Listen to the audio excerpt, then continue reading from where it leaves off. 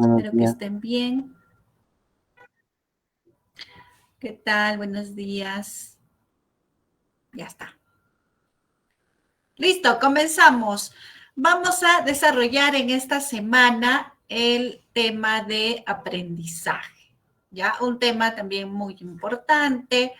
Sobre todo vamos a conocer aspectos esenciales sobre el aprendizaje y algunas teorías también que suelen venir, por ejemplo, este tipo de preguntas en los exámenes de admisión, por ejemplo, de San Marcos, ¿no? Vienen este tipo de preguntas relacionadas a aprendizaje. Aquí en la del centro también hay algunas preguntas que vienen en relación a este tema, ¿ya? Muy bien, vamos a hablar sobre aprendizaje. ¿Qué es el aprendizaje?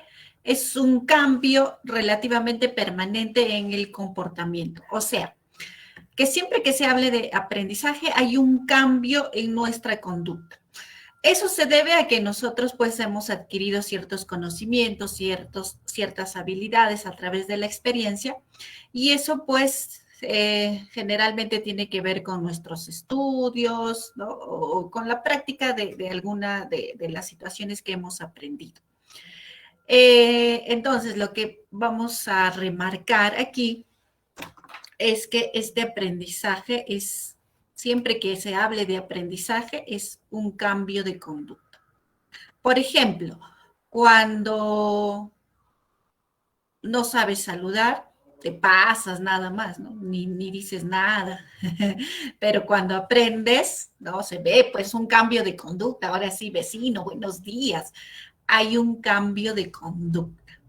Igual, ¿no? Cuando no sabías multiplicar, estabas ahí, ¿no? Y cómo se hace, y te mirabas y mirabas al cielo y cuando aprendiste hay un cambio de conducta, ¿ya? Hay dos formas de entender este cambio de conducta. Hablamos del aprendizaje como producto y el aprendizaje como proceso interno, ¿ya? Producto y como proceso interno. ¿Ya? Proceso interno. Esto tiene que ver más que nada con cómo los teóricos ven al aprendizaje, ¿no? Por ejemplo, los conductistas, ¿no? Para los conductistas aplica esto de aquí, el cambio de conducta. O sea, siempre que sea observable ese cambio de conducta, es porque hubo aprendizaje. Para los conductistas es así.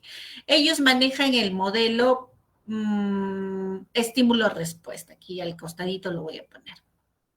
¿Ya? Estímulo-respuesta. ¿Qué quiere decir? Que nosotros, por ejemplo, todo lo que aprendemos, ¿no? Es en base a los estímulos que nos ofrece el contexto y nosotros solamente respondemos. A eso se refiere en el aprendizaje como producto, ¿ya? Y vamos a ver hoy día dos teorías que desarrollan este tipo de aprendizaje. Luego tenemos el aprendizaje como proceso interno. Ahí están los cognitivistas. Ya, los cognitivistas. Para ellos es más importante lo que sucede dentro de la persona. Ellos, por ejemplo, emplean el modelo estímulo, organismo, respuesta. ¿Qué es lo que les interesa a los cognitivistas? Lo que sucede aquí, dentro de la persona, en su mente, en su cerebro, en sus procesos psíquicos. ¿Qué es lo que ocurre? De hecho, que también hay un cambio de conducta que ellos también lo tienen en cuenta. Esa respuesta es el cambio de conducta, pero para los cognitivistas es más importante lo que sucede internamente, ¿no? Tú aprendiste a sumar, pero ¿qué sucedió en tu cerebro? ¿Qué realizó tu cerebro? ¿Qué procesos psíquicos? Eso es lo que le interesa a los cognitivistas, lo que sucede dentro de la persona. También vamos a ver dos teorías que están enfocadas en este aprendizaje como proceso interno, ¿ya? Luego, tenemos las características del aprendizaje. Siempre, siempre que se hable de aprendizaje, hay un cambio de conducta. Siempre que tú aprendas algo nuevo, hay un cambio de conducta, ¿no? Por ejemplo, el hecho de manejar bicicleta.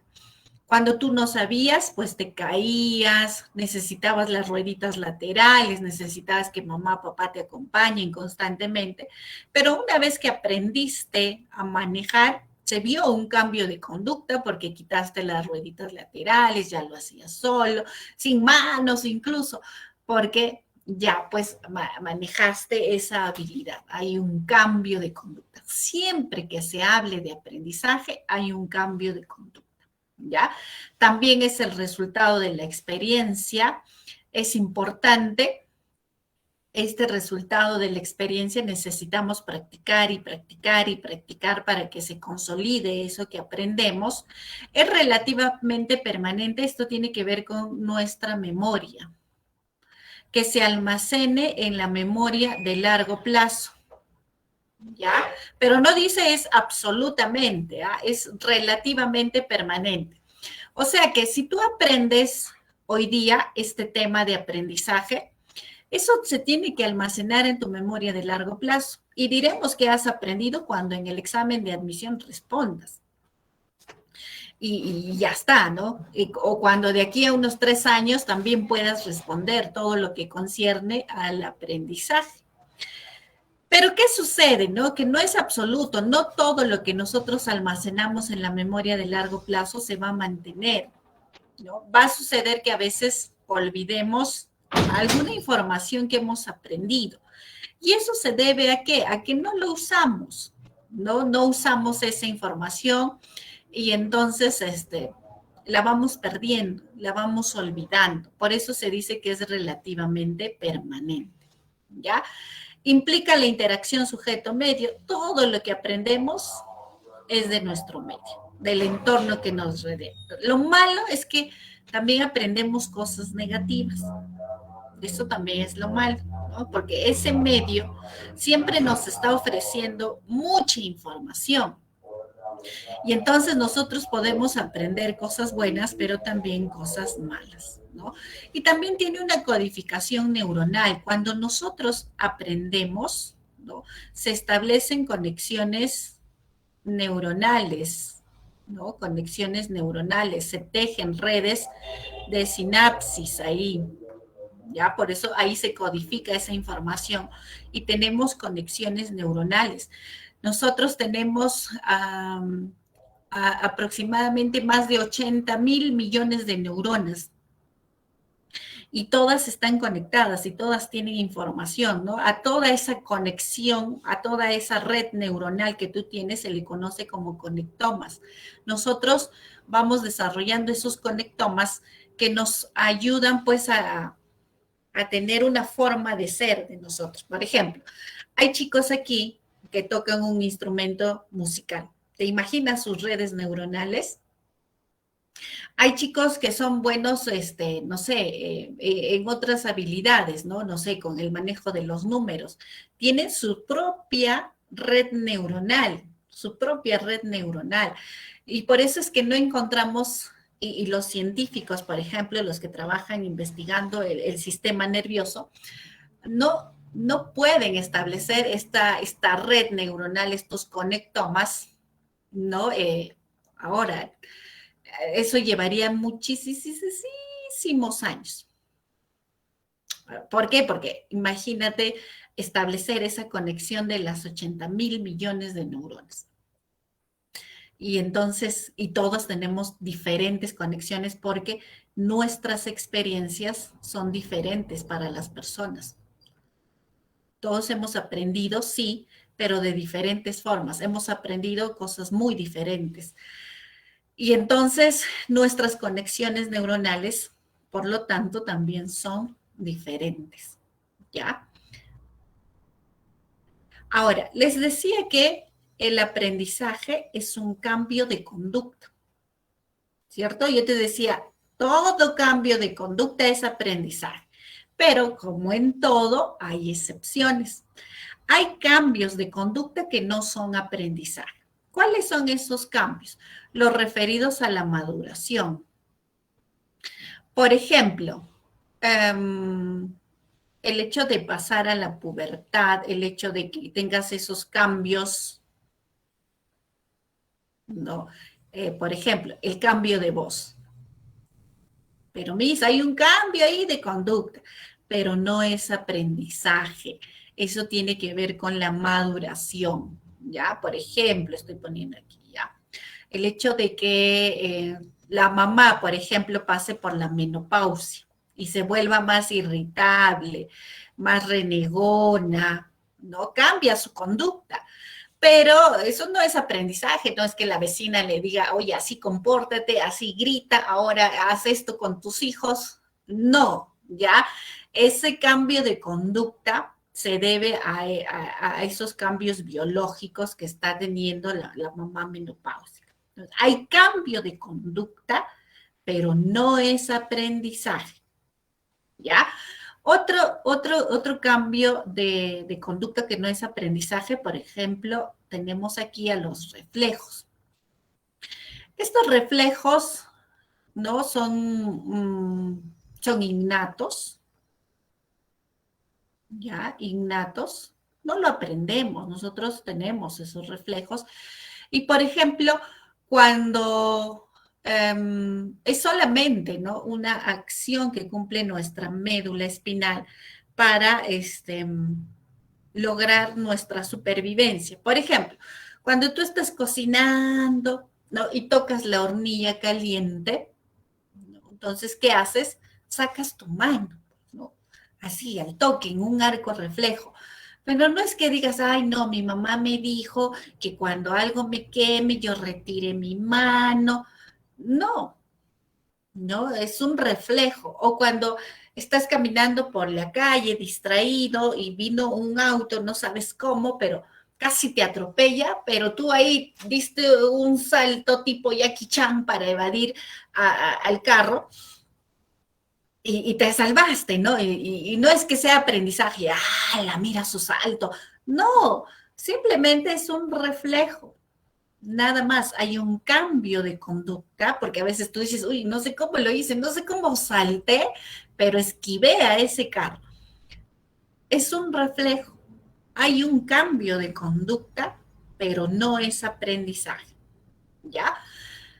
Otro eh, cambio de conducta que no es aprendizaje son los estados temporales del organismo, ¿no? Por ejemplo, cuando nosotros estamos enfermos, ya por alguna enfermedad, a veces cambiamos nuestra conducta, ¿no? Cuando estamos resfriados, estamos ahí, no queremos hacer la clase, estamos desganados.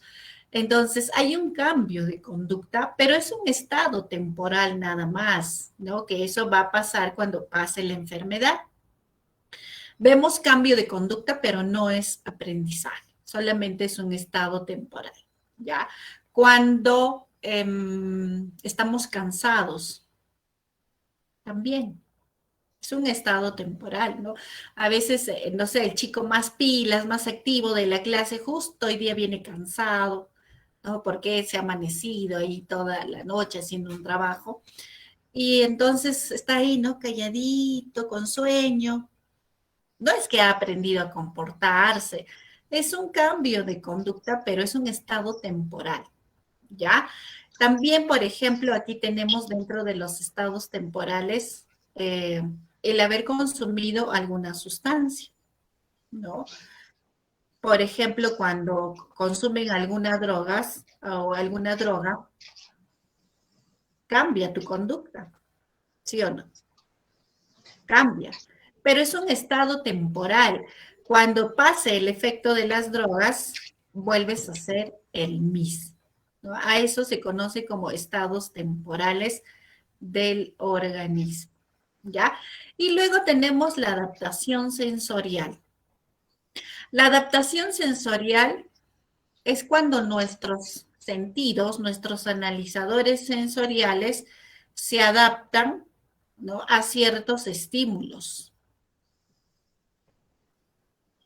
Esto, por ejemplo, tiene que ver, por ahí hay un micrófono encendido, tengan cuidado, no me vaya a enterar de lo que no debo. Listo. Entonces, tenemos, por ejemplo, cuando estamos en casa en la noche y hay un apagón, ¿no? Al principio no ves nada, todo se torna totalmente oscuro, pero luego vas viendo dentro de la oscuridad, ¿no? Porque tus pupilas comienzan a tener unos cambios ahí, ¿no? Comienzan a dilatarse y eso hace que puedas ver dentro de la oscuridad. Lo que está ocurriendo es una adaptación sensorial, ¿no? Podemos ver cambio de conducta, pero no es aprendizaje, ¿ya? O cuando se está quemando el arroz, ¿no? A veces el que está cocinando y se está quemando el arroz, no lo siente. ¿Por qué? Porque se está adaptando a ese estímulo, ¿no? Ustedes han experimentado, por ejemplo, eso. ¿Quién recién siente ese estímulo? El que llega de fuera o el que está en otro piso, pero el que está cocinando no, porque se ha dado una adaptación sensorial. Hay cambio de conducta, pero esto de aquí no es aprendizaje. Ya esta maduración, estos reflejos, esta adaptación sensorial no es aprendizaje. ¿Ya? ¿Alguna pregunta hasta ahí? Ujú, ujú, ujú. Ok, están No, anotando, me imagino. Ok, no, si algo no queda claro, me dicen, ya, pero ahí estoy haciendo ejemplos y todo para que se entienda. Listo. Luego tenemos tipos de aprendizaje. 5 tipos de aprendizaje, ¿ya? Por ejemplo, en el aprendizaje motor aprendemos todo lo que tiene que ver con nuestra coordinación motora gruesa y fina. Por ejemplo, ¿no? El hecho de que tú aprendas acá lo voy a poner con otro color para que se note, ya acá, gatear, ¿no? Eso es aprendizaje motor, caminar. ¿Qué más? ¿Qué más? comer, Ya el hecho de llevarte ahí los alimentos, ya, ¿qué más? Sería motor. Hay mucho, mucho, todo lo que implica movimiento de tu cuerpo. Todo, todo, todo. Saltar mis. Ya, muy bien. Por ahí voy a ver el chat. Ya. Saltar, patinar. Para patinar, imagínate. Bailar, Nadar. nadar. Muy bien. ¿Qué más? Manejar bicicleta. Ese es motor. Y bueno, estamos aquí haciendo ejemplos de coordinación motora gruesa. ¿Y cómo sería fina? Dibujar. Ya, muy bien. Dibujar, tejer, Coser. coser, bordar. ¿Qué más hacen? Lo que hacen ay, el ensarte que hacen ahí de esas joyas, etcétera, ¿ve? Entonces, todo lo que implica el movimiento de tu cuerpo, esa coordinación motora gruesa, fina, es aprendizaje motor, ¿ya? Ahora, el aprendizaje cognoscitivo es ese aprendizaje que requiere de que tú uses, ¿no? Tus funciones mentales, ¿no? Como por ejemplo tu pensamiento, tu inteligencia, tu atención, tu memoria, todo eso. Por ejemplo, todo lo que tú aprendes en tu colegio, bueno, ahora aquí en la academia, lo que vas a aprender en la universidad, todos los cursos es aprendizaje cognoscitivo. O sea, por ejemplo, comunicación, ¿qué más llevan? Geometría, psicología, geografía, etcétera, etcétera. Todos los cursos, el inglés, por ejemplo, los idiomas, ¿no? Requiere de nuestras funciones mentales, nuestro análisis, síntesis, memoria, nuestra capacidad de utilizar, por ejemplo, nuestra inteligencia, nuestro pensamiento, el lenguaje, todo aquello que son nuestros procesos cognitivos, los necesitamos